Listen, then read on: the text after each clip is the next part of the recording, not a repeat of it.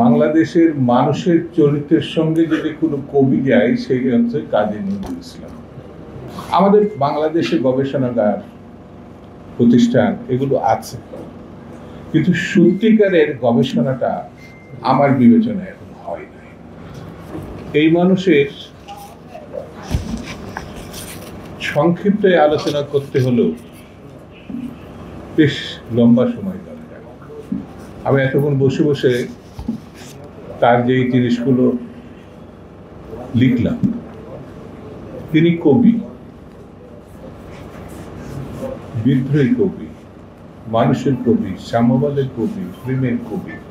কবি তো আমরা অনেককে জানি, কিন্তু কবিত্বের যে এমন কোনো শাখা নাই যেটা তিনি স্পর্শ করেনি। উপন্যাসিক,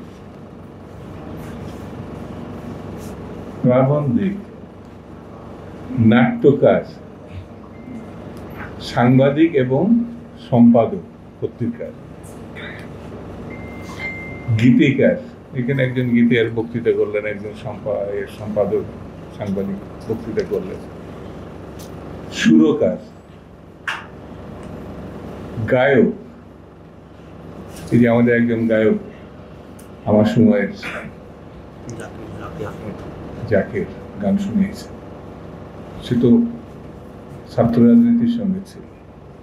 ঠিক তেমনি অভিনেতা, আমাদের এখানে নায়ক হেলাল খান আছেন, তিনি অভিনেতাও বটে, অভিনয় করেছেন।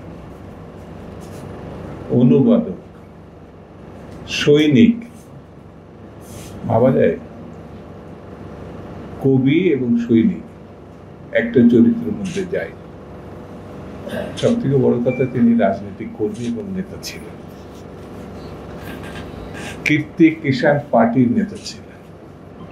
কমরেড মুজাফরের নাম আপনারা তো সবাই জানেন। ভারতীয় উপমহাদেশে যিনি কমিউনিস্ট পার্টি গঠন করেছিলেন, কমরেড মুজাফর আহমেদ, সন্দ্বীপে বাড়ি, আমাদের এই অঞ্চলের বাড়ি, মানে এই বঙ্গে। তিনি কলকাতায় থাকতেন, তার নিকটজন ছিল কাজী নজরুল ইসলাম। বর্ণাঢ্য রাজনৈতিক, বর্ণাঢ্য সাহিত্যিক, এমন কোনো জায়গা নেই তিনি সেখানে স্পর্শ করেননি, কাজ করেননি। আমি বললে কিভাবে মানে আমাদের প্রতিপক্ষ বন্ধুরা নেবে জানি না, বাংলাদেশের মানুষের চরিত্রের সঙ্গে যদি কোনো কবি যায় সেই হচ্ছে কাজী নজরুল ইসলাম। খেটে খাওয়া মানুষের জন্য, লড়াই করার জন্য, যুদ্ধ করার জন্য, স্বর্ণের চামচ নিয়ে যারা জন্মিয়েছে তাদের সঙ্গে এই ভূখণ্ডের মানুষের খুব একটা যায় বলে আমার কাছে মনে হয় না। জমিদারিত্ব,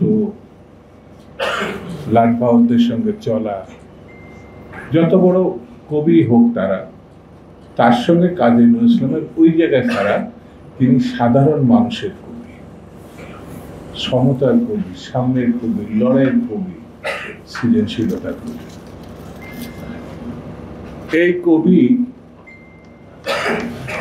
গণতন্ত্রের জন্য, স্বাধীনতার জন্য, আমরা যে ৭১ সালে যুদ্ধ করেছি, তিনি তারও আগে লড়াই করেছেন এবং ব্রিটিশ ভারতের বিচারের মুখোমুখি হয়েছে, রাষ্ট্রদ্রোহিতার। আমরা এখন যেমন হাসিনার আমলে, মুজিবের আমলে রাষ্ট্রদ্রোহী মামলায় আমাদের অনেক বন্ধু সাজা হয়েছে, যাবজ্জীবন হয়েছে, ফাঁসি হয়েছে, তার কিন্তু ব্রিটিশ ভারতে এটা মুখোমুখি হয়েছেন এবং সাজা হয়েছে তার, এবং জেল কেটেছেন কাজী নজরুল ইসলাম। এমন একটা মানুষ, হ্যাঁ, তিনি 45-এই কিন্তু পুরস্কার পেয়েছেন কবিত্বের কারণে। তিনি ভারতের শ্রেষ্ঠ পুরস্কারও পেয়েছেন সরকারি।